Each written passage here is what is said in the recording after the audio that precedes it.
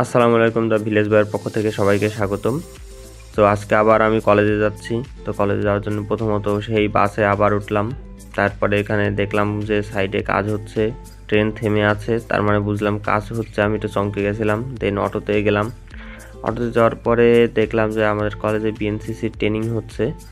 দেন বান্ধবীকে নিয়ে চলে গেলাম পিঠা উৎসবে। দেখলাম যে আমাদের কাজটা শেষ, বললাম চলো তাহলে এক পাক ঘুরেই আসি। তবে বান্ধবী খুবই ভালো মানুষ, তো ওর সঙ্গে চলে গেলাম। দেন আমরা ওইখানে চলে আসলাম। আসার পরে দেখতে পাচ্ছেন মোটামুটি, তবে আমি যখন গিয়েছিলাম তখনও পর্যন্ত সবাই আসেনি। দেন এখানে দেখলাম অনেকগুলো গাছ বিক্রি হচ্ছে এবং এই গাছগুলো সবই বাস্তব। আমি ফার্স্টে আর্টিফিশিয়াল ভেবেছিলাম। জিনিসগুলো খুবই সুন্দর লাগলো। দেন এই জিনিসগুলো আরও বেশি ভালো লাগলো। আমি তো আসলে জানি না এগুলোকে কী বলে। দেন আমি আর আমার বান্ধবী দুজন মিলে কেক খেলাম। কেক খাওয়ার পরে বাসার দিকে চলে আসলাম। বাস থেকে নেমে আবার সেই ভ্যান, তারপর আস্তে আস্তে বাসায় চলে এলাম। এই ছিল আজকের ব্লগ। আল্লাহ হাফেজ।